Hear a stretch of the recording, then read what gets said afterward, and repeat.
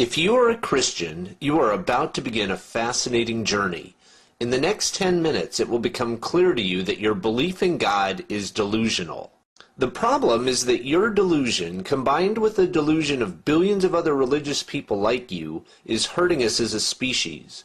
It does not matter if you are a fundamentalist Christian, a moderate Christian, or a casual Christian. Your delusion is hurting us. The goal of this short video is to help you look in a mirror and understand the delusion of Christianity.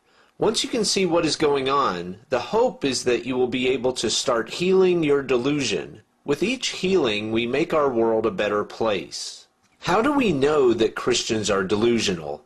In this short video, we will look at the Mormons, the Muslims, and the Christians together, and it will be very easy for you to see the delusion of religion. Let's start with the Mormons. A quick story can help you to understand the kind of delusion that we are talking about. One night, Joe was sitting in his room praying to God. Suddenly, his room became exceedingly bright. An angel appears. The angel tells Joe that there is a set of ancient golden plates buried in the side of a hill in New York. The plates come with two special stones that help Joe to translate them. Once Joe finishes translating, the angel takes the plates and they are never seen again. The book translated from the plates tells of amazing things. An entire civilization of Jewish people living here in North America 2,000 years ago. These people have things like huge cities and huge wars where millions of soldiers die. And the resurrected Jesus came and visited these people. This is an amazing story, isn't it? And Joe swears it's absolutely true. Now here's the question. Do you believe Joe's story? If you are a normal, intelligent person, you do not believe this story. Of course you don't. But why not? Why is it so obvious to you that this story is a fairy tale? First of all, you look at the evidence. There were not millions of Jewish people living in North America 2,000 years ago building cities and waging wars. How do you know that? Because there's absolutely no evidence for it. There are no ruins of the cities. There are no battlefields where millions of people fought and died. It is obvious that the book is lying. Second, you compare Joe's story to any other fairy tale. This story talks about the magical angel, the magical golden plates, the magical seer stones, the magical disappearance of the plates.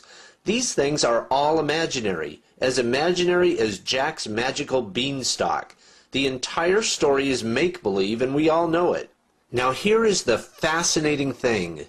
Millions of people actually do believe Joe's story. Those millions of people are members of the Mormon Church.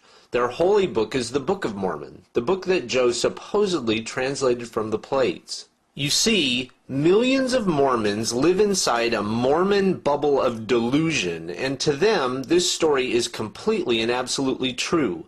The dictionary defines delusion as a fixed false belief that is resistant to reason or confrontation with actual fact. That definition fits Mormons perfectly. Mormons are delusional. We can all agree on this. But if you ever meet a Mormon and ask him about this story, he can spend hours talking to you about it. He has 1,000 rationalizations. He can answer every question you have. To a Mormon, Joe's story is totally, absolutely, completely true. What a Mormon sees as indisputable truth, every normal person sees as utter delusion. There is no reason to sugarcoat things. Mormons are entirely delusional, and everyone who stands outside the Mormon bubble of delusion knows it. Now let's look at the Muslim religion. For Muslims, the story starts with a man named Muhammad sitting in a cave. He sees a bright flash of light, just like Joe did. There is also a talking angel. Sounds familiar, doesn't it? The angel speaks to Muhammad for 11 years, and then one day the angel brings Muhammad a magical horse. Muhammad mounts the horse and it takes him to heaven. Then the horse brings Muhammad back to earth. Everything that the angel told Muhammad was recorded by scribes and became the book that we know today as the Quran. Now here's the question. Do you believe this story? Do you believe that an angel dictated the Quran to Muhammad? Do you believe that Muhammad rode a magical horse to heaven?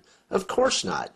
This story is just as delusional as the Mormon story. The Muslim bubble of delusion is exactly like the Mormon bubble.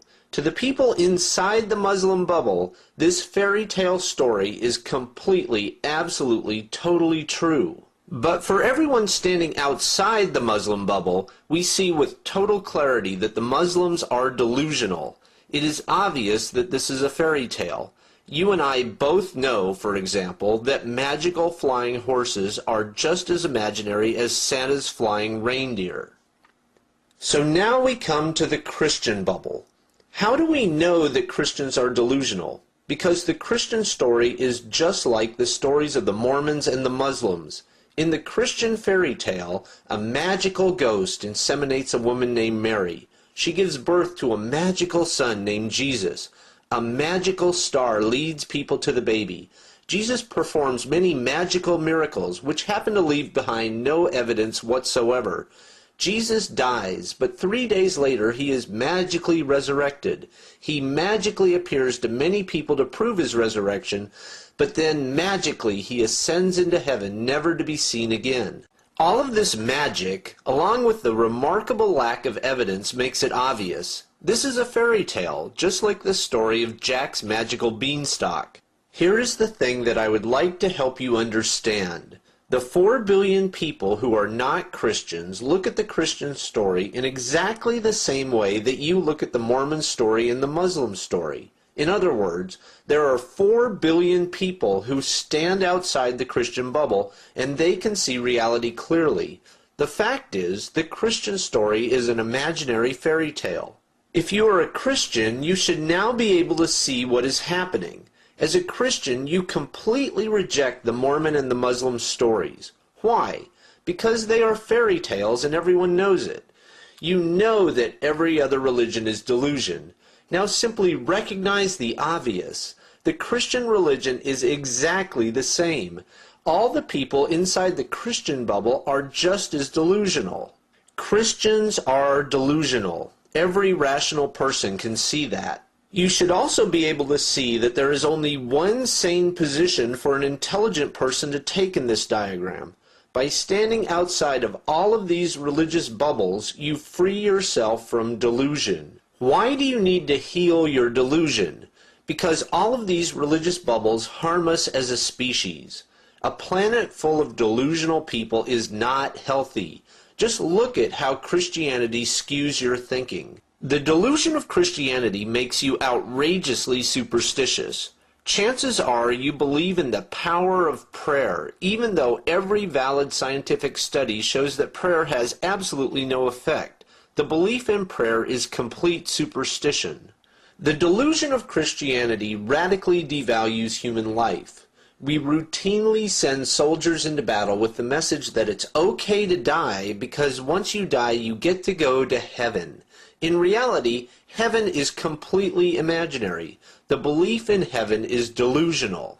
The delusion of Christianity replaces rational thought with dangerous mythology. For example, 60% of adults in America believe that Jesus will return and destroy our planet. Myths like these grossly skew your thinking about the future of our species. They also slow scientific progress. The list goes on and on. The delusion of Christianity forces you to discard rational thought in many parts of your life. Your irrationality hurts us all.